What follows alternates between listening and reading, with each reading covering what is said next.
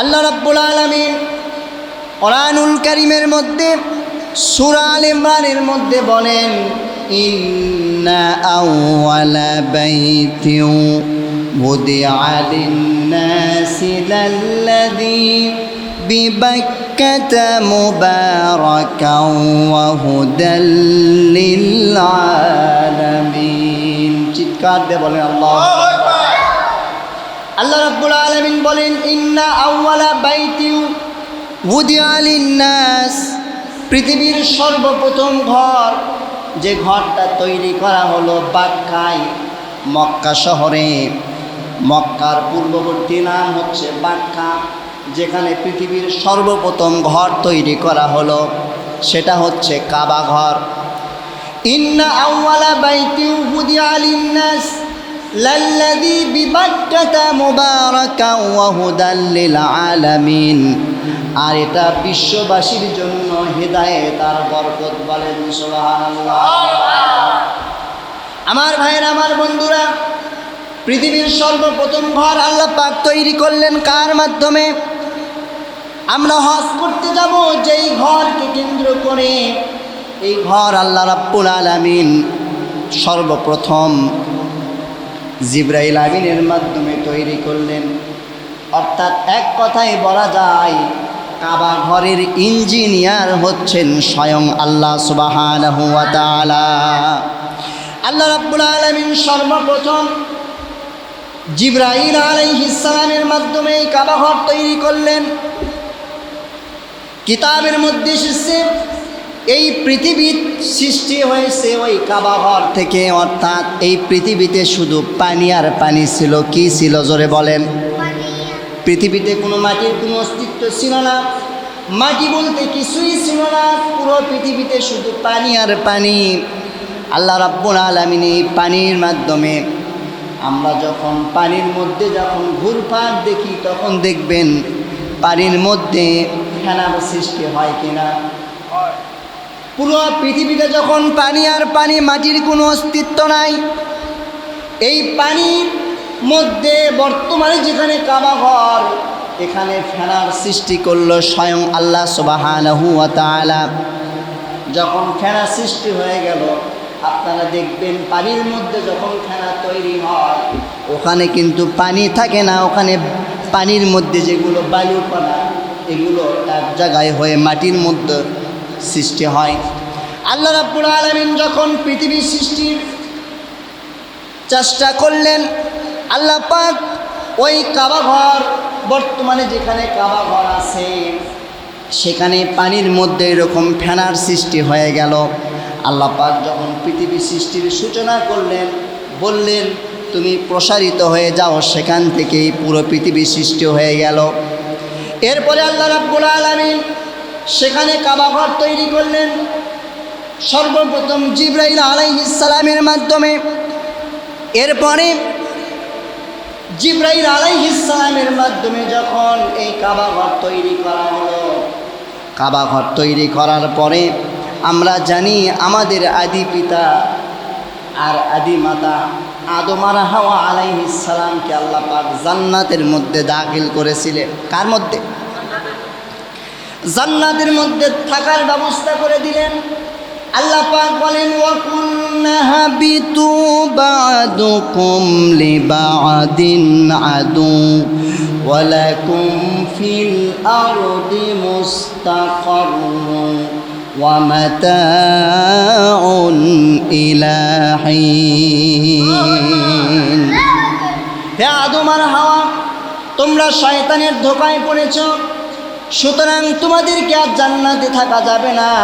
আল্লাহ পাক আদম আর হাওয়াকে সেই জান্নাত থেকে দুনিয়াতে পাঠিয়ে দিলেন। আল্লাহ পাক বলেন, ফামান তাবিআ হুদায়া ফালা খাউফুন আলাইহিম ওয়ালা হুম ইয়াহজানুন।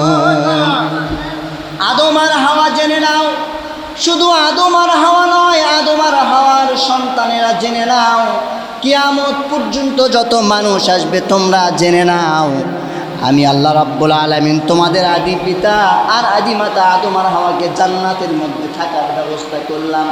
শয়তানের ধোকায় পড়ে আদম আর হাওয়াকে আমি আল্লাহ রাব্বুল আলামিন জান্নাত থেকে দুনিয়াতে পাঠিয়ে দিলাম। সমস্যা নাই। ফামান তাবিআ হুদায়া ফালা খাউফুন আলাইহিম ওয়ালা হুম ইয়াহজানুন। তোমরা যদি কোরআন মানতে পারো, আমার পক্ষ থেকে যে হুদা যাবে, কোরআন যদি মানতে পারো, আমার পক্ষ থেকে নবী রাসূলের মাধ্যমে যে হেদায়েতের গ্রন্থ যাবে, ওই হেদায়েত যদি মানতে পারো, জান্নাত থেকে যেভাবে দুনিয়াতে এসেছো, দুনিয়ার থেকেও আবার ওইভাবে জান্নাতে যাওয়া সম্ভব হবে। বলেন সুবহানাল্লাহ।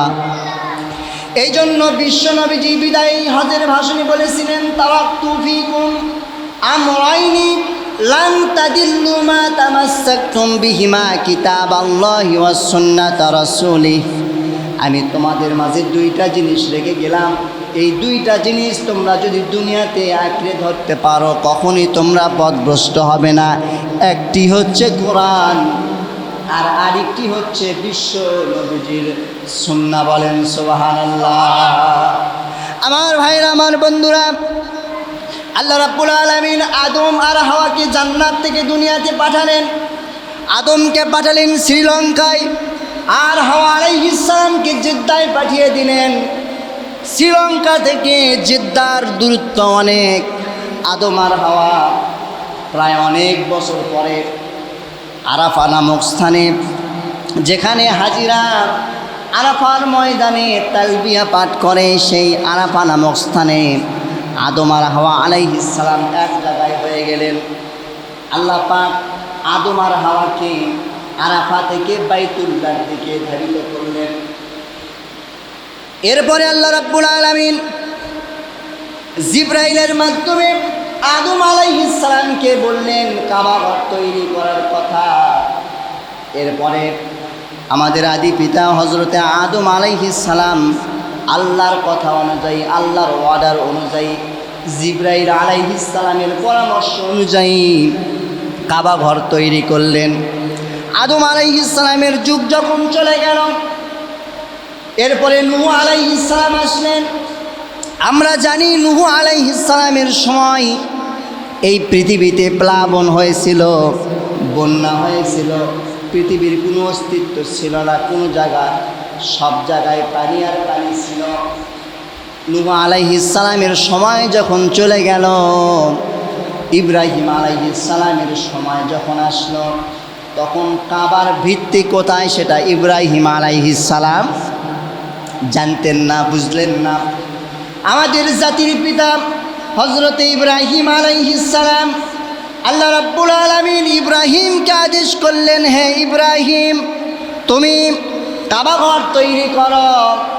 আর এই কাবা ঘর তৈরি করো, হযরতে ইব্রাহিম আলাইহিস সালাম আর তার পুত্র ইসমাইল আলাইহিস সালাম উভয় মিলে বর্তমানে কাবা ঘর তৈরি করল আল্লাহর অর্ডার অনুযায়ী। কাবা ঘর যখন তৈরি করা হয়ে গেল, আল্লাহ পাক বললেন, হে ইব্রাহিম, আমার কাবা ঘর তৈরি করেছো, এখন মানুষদেরকে হজের জন্য তুমি আদেশ দাও।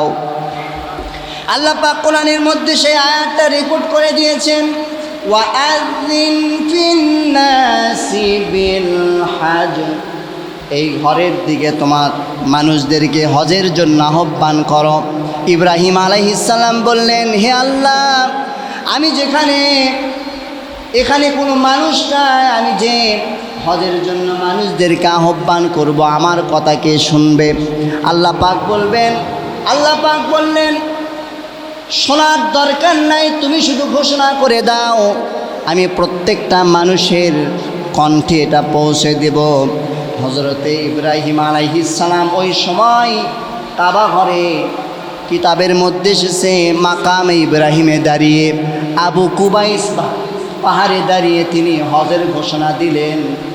আর আল্লাহ রাব্বুল আলামিন ওই সময় ইব্রাহিম আলাইহিস সালামের কণ্ঠ পৃথিবীর সর্বোচ্চ স্থানে পৌঁছে দিয়েছেন। বলেন সুবহানাল্লাহ।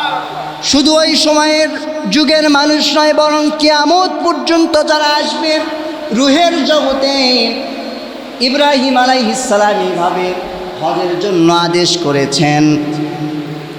ইব্রাহিম আলাইহিস সালামের আদেশ শুনে যারা লাব্বাইক বলেছে তারা আজ হোক কাল হোক লাব্বাইক বলতে বলতে কাবা ঘরের দিকে হজ করতে যাবে। বলেন সুবহানাল্লাহ।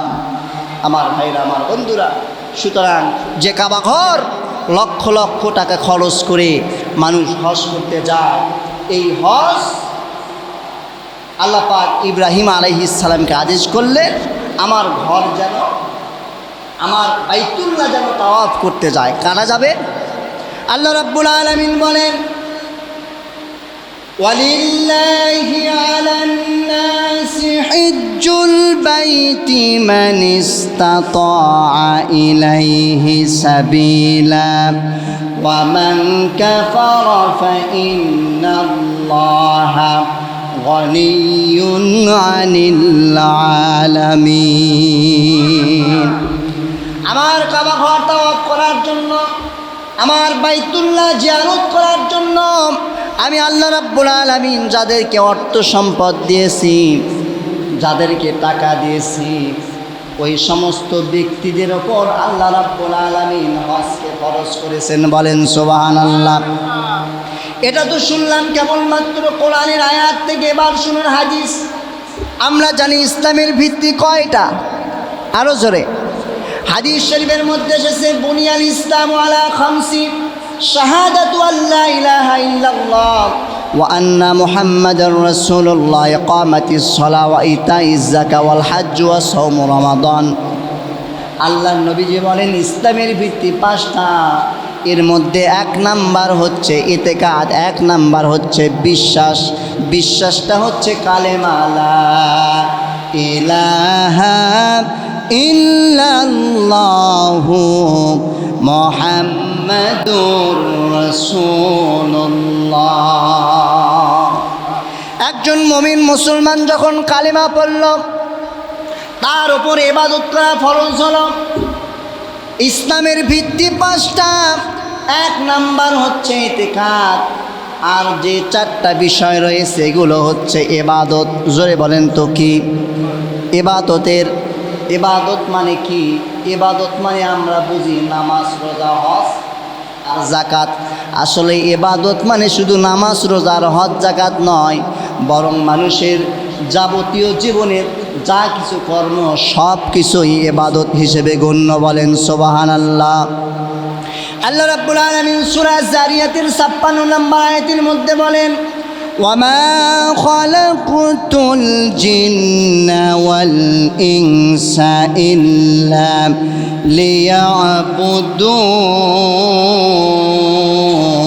লিয়াবুদুন।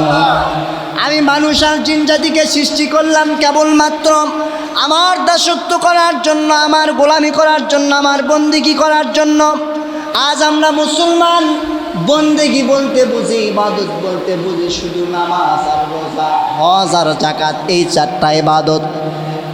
অবশ্য যে হাদিসটা আমি আপনাদের সামনে বললাম, এই হাদিসের মধ্যে এই চারটা ইবাদতের কথা বলা হয়েছে। এই চারটা ছাড়াও আরও আমাদের ইবাদত বন্দেগী আছে না না?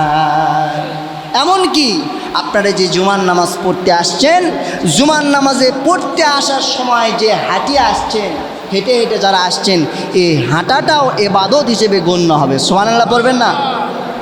আমার ভাইয়ের, আমার বন্ধুরা, তাহলে ঈমান আনলেন। এরপরে চারটা কাজ, এই চারটা কাজ হচ্ছে ইবাদত। আমল করা, ওয়ার্ক করা, কাজ করা। এই চারটা কাজকে তিন ভাগে ভাগ করা হয়েছে। এক নাম্বার হচ্ছে শারীরিক ইবাদত। শারীরিক ইবাদত হচ্ছে নামাজ আর রোজা। জোরে বলেন তো কি? আমি আপনি নামাজ আদায় করতে আসি, আমার আপনার শরীর যদি অসুস্থ থাকে নামাজ আদায় করতে হবে। আমার আপনার রমজান মাসে রোজা পালন করি, শরীর সুস্থ থাকলে আমি আপনি রোজা পালন করব। এরপরে আমাদের আর্থিক ইবাদত আছে, যেই আর্থিক ইবাদতটা হচ্ছে জাকাত। আর্থিক ইবাদত কি? আর্থিক ইবাদত হচ্ছে জাকাত। আর শারীরিক এবং আর্থিক উভয়ের সমন্বয়ে যে ইবাদত, সেই ইবাদতের নাম হচ্ছে হজ। শারীরিক ইবাদত নামাজ আর রোজা, নামাজটা আপনাকে কন্টিনিউ আদায় করতে হবে, রোজাটা বছরে 1 মাস আদায় করতে হবে। যাকাতটা এমন একটা ইবাদত শুধুমাত্র বছরে একবার ফরজ, তাও গরিব মানুষের জন্য নয়, ধনী ব্যক্তিদের ওপর ফরজ। আর হজ এমন একটা ইবাদত, যে ইবাদতটা দিনে নয়, রাতে নয়, মাসে নয়, বছরে নয়, বরং জীবনে একবার হজ ফরজ করেছেন। জোরে বলেন তো তার নাম কি? ওই আল্লাহ রাব্বুল আলামিন বলেন, ওয়ালিল্লাহি আলান নাসি হিজ্জুল বাইতি মান ইসতাতা ইলাইহি সাবিলা ওয়া মান কাফারা ফাইন্নাল্লাহা গনিয়্যুন আনিল আলামিন। আমি আল্লাহ রাব্বুল আলামিন যার সামর্থ্য আছে ওই ঘর তাওয়াফ করার জন্য, হজ করার জন্য, যাকে আমি আল্লাহ পাক অর্থ সম্পদ দিয়েছি, ওই ব্যক্তিদের জন্য হজ করা ফরজ। আমার ভাইরা, আমার বন্ধুরা, আমাদের টাকা পয়সা থাকা সত্ত্বেও আমরা হজ করতে বিলম্ব করি, ঠিক কিনা বলে? আমার ভাইরা, আমার বন্ধুরা, নামাজের সঙ্গে হজের একটু তুলনা আমি আপনাদেরকে দেই। আল্লাহ পাক নামাজ সম্পর্কে বলেন, ইন্নাস সালাতা কানাত আলাল মুমিনিনা কিতাবাম মাওকুতা। আল্লাহ পাক নির্দিষ্ট সময় সময় মতো নামাজকে ফরজ করেছেন। আপনার ইচ্ছা অনুযায়ী নামাজ পড়তে পারবেন না, তার মানে এটা নয় 5-10 মিনিট দেরি হলে কোনো সমস্যা নাই। কিন্তু জোহরের নামাজ আপনি আসরে পড়তে, আসরের নামাজ মাগরিবে পড়তে, মাগরিবের নামাজ ইশারের সময় পড়া যাবে না। অর্থাৎ ওয়াক্ত মতো, সময় মতো নামাজ আদায় করতে হবে। আমি আপনি মুমিন মুসলমান, নামাজের বিষয়ে যেভাবে আমি আপনি সোচ্চার গুরুত্ব রাখি, ওইভাবে হাদিস শরীফের মধ্যে এসেছে, নামাজকে যেভাবে গুরুত্ব দাও, সময় মতো আদায় করো। তোমাদের ওপর যখন হজ ফরজ হয়ে যাবে, সময় মতো, ওয়াক্ত মতো তোমরা হজটা আদায় করো। বলেন সুবহানাল্লাহ। কারণ আল্লাহ নবীজি বলেন, তোমরা হজ তাড়াতাড়ি আদায় করো, দেরি করো না, বিলম্ব করো না। হাদিস শরীফের ভাষায়, তাআজ্জালু ইলাল হাজ ফাইন্না আহাদুকুম লা ইয়াদরি মা ইয়ারিদু লাহু। তোমরা হজ করতে দেরি করো না, বিলম্ব করো না, তাড়াতাড়ি আদায় করো। কারণ তোমার এখন অর্থ সম্পদ আছে, শরীর সুস্থ আছে, ভবিষ্যতে তোমার অর্থ নাও থাকতে পারে, ভবিষ্যতে তোমার শরীর অসুস্থ হয়েও যেতে পারে। আমার দেশের মানুষের এমন অবস্থা, আপনি যদি হজ করতে বলেন যে ভাই হজ করেন, আমার দেশের মানুষের এমন অবস্থা, আমার দেশের মানুষেরা বলে বয়স হয় নাই, হজ কেমনে করি? এ কথা বলে না? অনেকেই দেখবেন এই কথা বলে, বয়সই হলো না, বুড়াই হলাম না, কুজাই হলাম না, এখনই হজ করতে যাওয়া যায়, এ কথা বলে কি না? আবার যারা ব্যবসা করে, আপনি যদি ব্যবসায়ীকে বলেন ভাই এত ব্যবসা করলেন, কবে হজে যাবেন? বলে যে ব্যবসা করে যদি হজে যায়, হজ থেকে সে ব্যবসার মধ্যে আকাম কাকাম করা যাবে না, উলট পালট করা যাবে না। তার মানে বোঝা যায় হজ এমন একটা ইবাদত, হজ করার পরে এসে যারা হাজি হয়, সাধারণ মানুষ হাজিদেরকে এক কথায় বিশ্বাস করে। কথা বলেন ঠিক কিনা? আবার যারা চাকরি করে, এদেরকে যদি বলেন ভাই কবে হজ করবেন, বলেন চাকরি শেষই হলো না, অবসরে যাই। অথচ নবীজি বলতেছেন আল হাজ্জু আল হাজ্জু, হজ হচ্ছে কষ্টকর ইবাদত। হজ করতে কষ্ট লাগে কিনা, যারা উমরা করতে গেছেন, যারা হজে গেছেন তারাই জানবেন। এই হজ বুড়ো বয়সের জন্য নয়, বরং হজ হচ্ছে যুবক মানুষের জন্য। হজ করতে আপনার শক্তি লাগবে, সামর্থ্য লাগবে। আমার দেশের অনেক মানুষ এমনও আছে বলে যে নিজের ছেলে মেয়েদেরকে বিবাহই দিলাম না, এখনই হজ করতে যাওয়া যায়, এরকম কথা আমাদের কানে আসে। এজন্য বলি, নিজের ছেলে মেয়েদের বিবাহ তো দূরের কথা, হজ করার জন্য নিজের বিবাহটাও জরুরি নয়। হজ আল্লাহ পাক খরচ করেছেন, এটা সময় মতো আমাকে আপনাকে আদায় করতে হবে।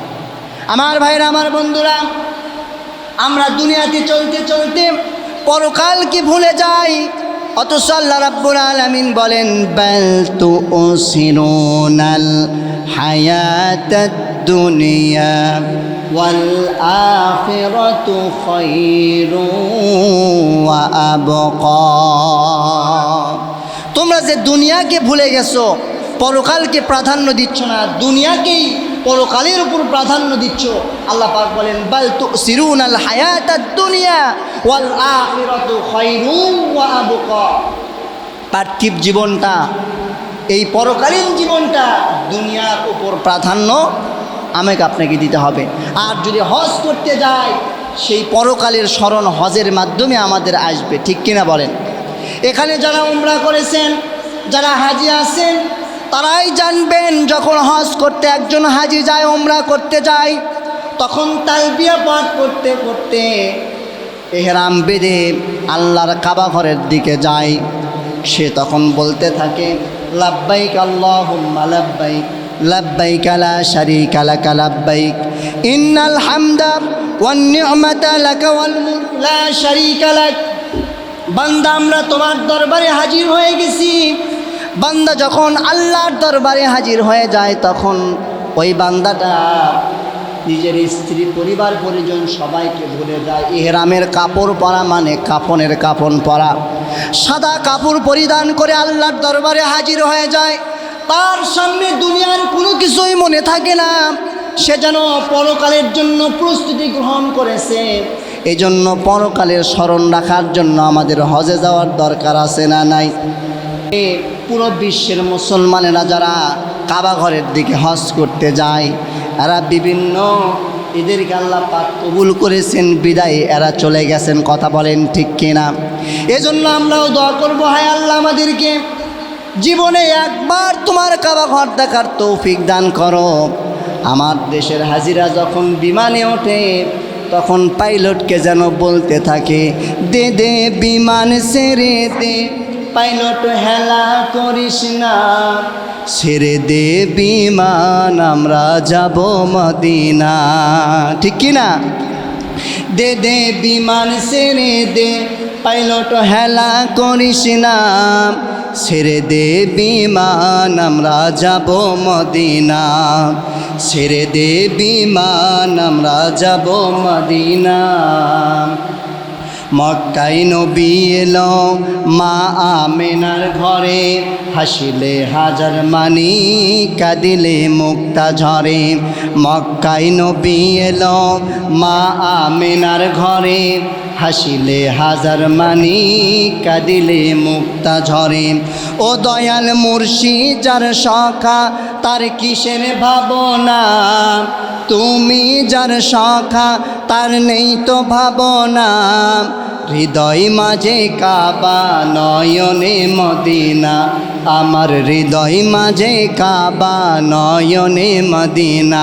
দে দে বিমান ছেড়ে দে, পাইলট হেলা করিস না, দে দে বিমান ছেড়ে দে, পাইলট হেলা করিস না, ছেড়ে দে বিমান আমরা যাব মদিনা, ছেড়ে দে বিমান আমরা যাব মদিনা। অনুরের রৌশনীতে দুনিয়া গেছে ভরে, অনুরের বাতি জ্বলে মদিনার ঘরে ঘরে। অনুরের রৌশনীতে দুনিয়া গেছে ভরে, অনুরের বাতি জ্বলে বাংলার ঘরে ঘরে। ও দয়াল মুর্শিদ যার শাখা, তার কিসের ভাবনা, তুমি যার শাখা তার নেই তো ভাবনা। হৃদয় মাঝে কাবা নয়নে মদিনা, আমার হৃদয় মাঝে কাবা নয়নে মদিনা। দে দে বিমান ছেড়ে দে, পাইলট হেলা করিস না, ছেড়ে দে বিমান আমরা যাব মদিনা।